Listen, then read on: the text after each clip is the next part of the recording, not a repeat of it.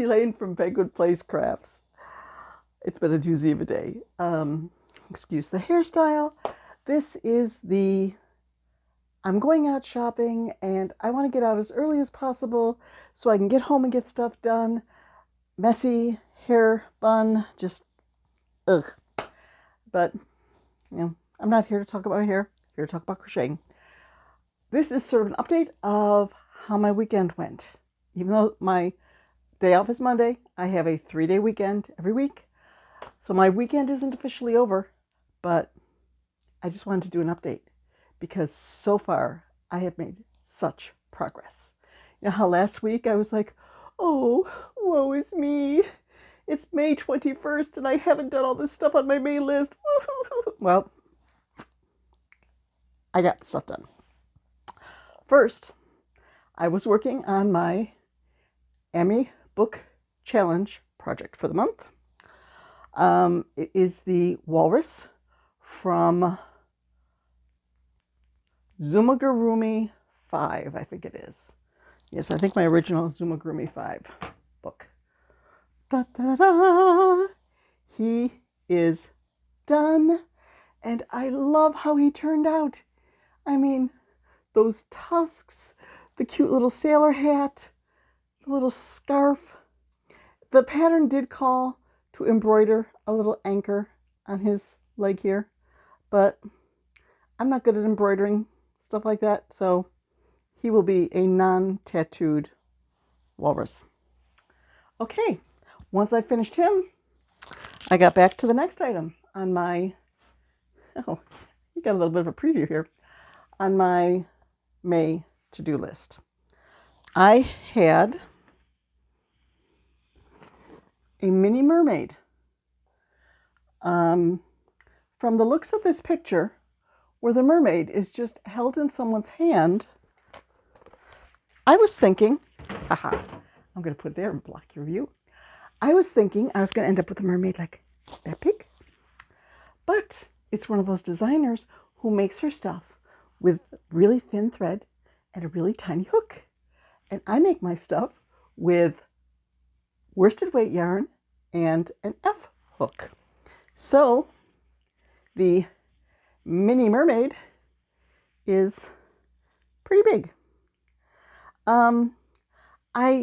I couldn't find where I got the pattern from. It may have been from Ribbler, and I don't use Ribbler anymore. I just didn't care for the way that the things are laid out. It's Ice Cream Mermaid by zinc.yu. So I don't know if it is available on Ribbler.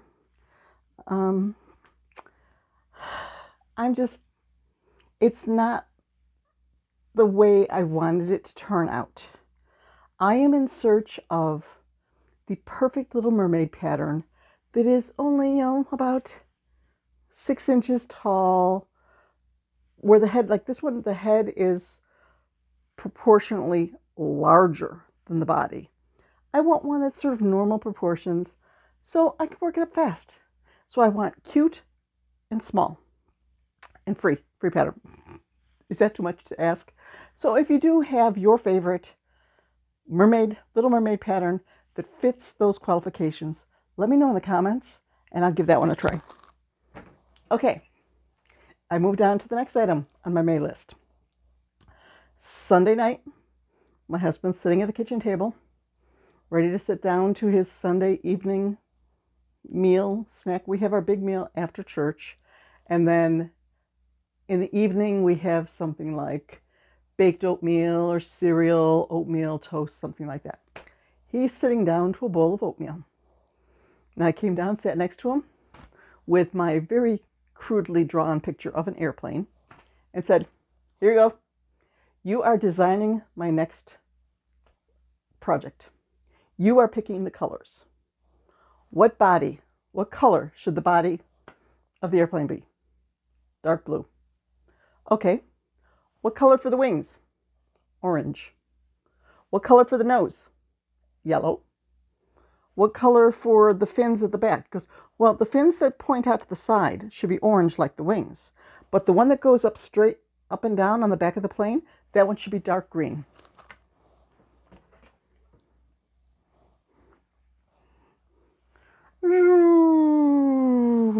Excuse me while I play with my toys. So there it is, all done. I did have to redo one of the wings. I still don't think they're quite straight.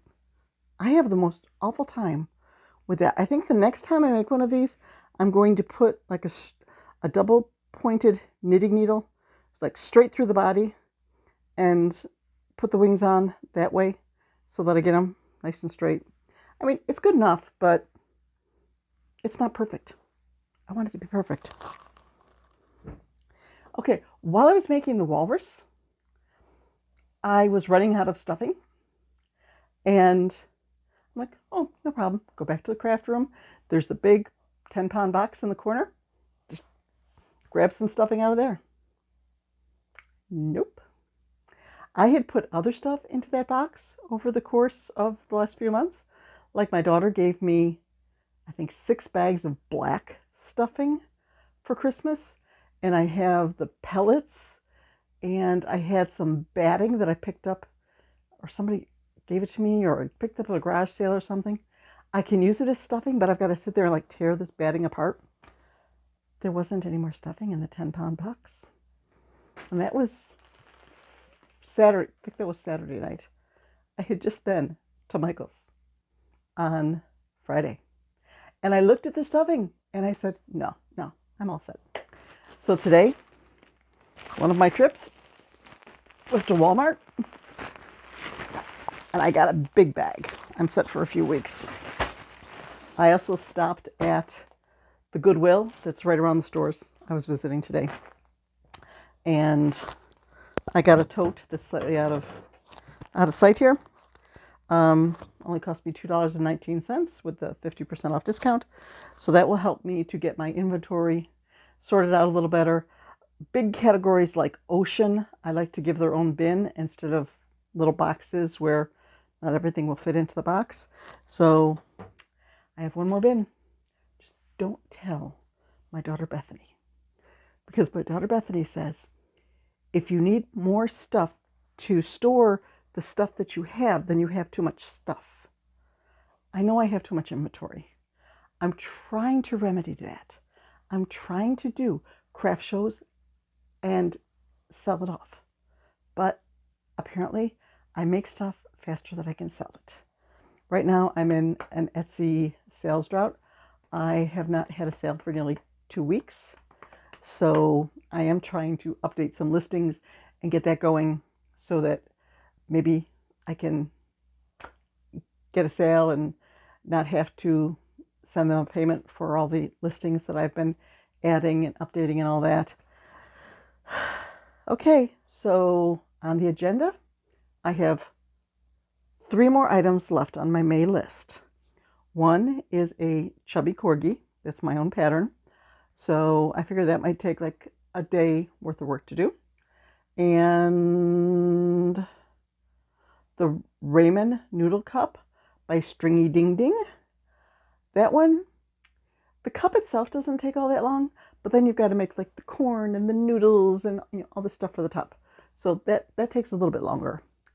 Stringy Ding Ding. And then Desert Blooms Crochet has the Zoomigurumi challenge going on this month, that if you make 2 of their patterns, you're entered in the contest.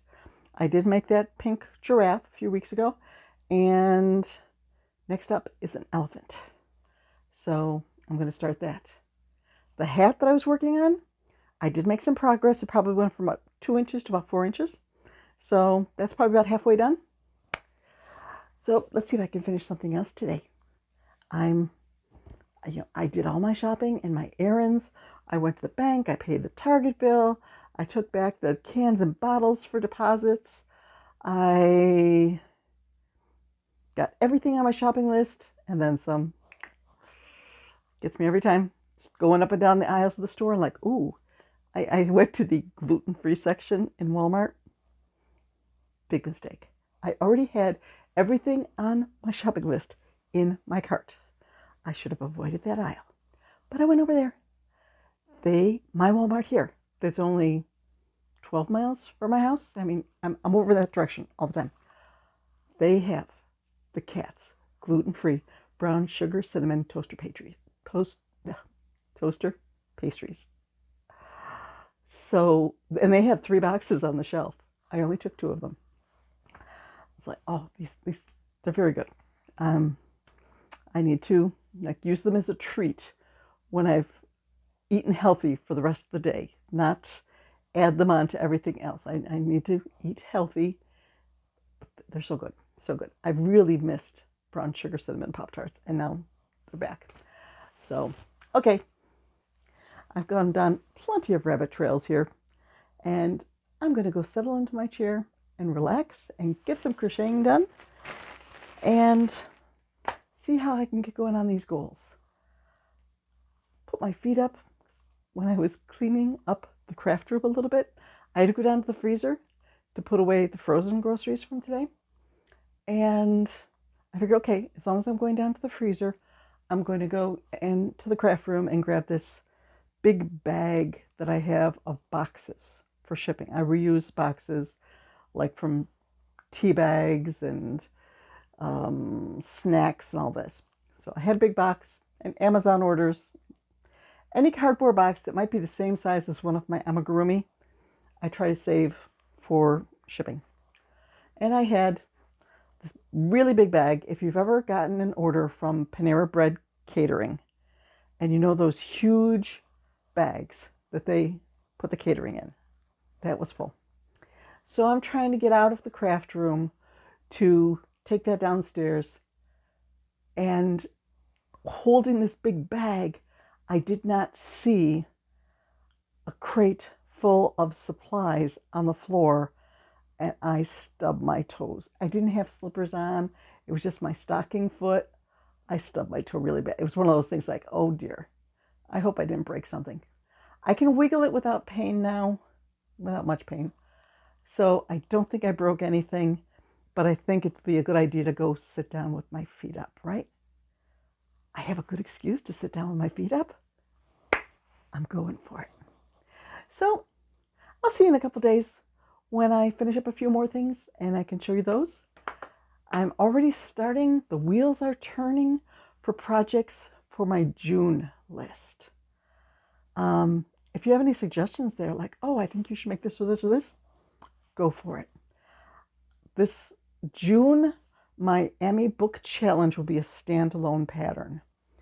And I think I might make a sugar glider. I have a pattern.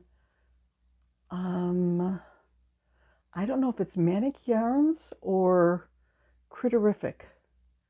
But it is an adorable little sugar glider. So I want to make that. I had like 4 in the running. I think there was an owl and a dragon. But I keep like, yep, I want to make that sugar glider.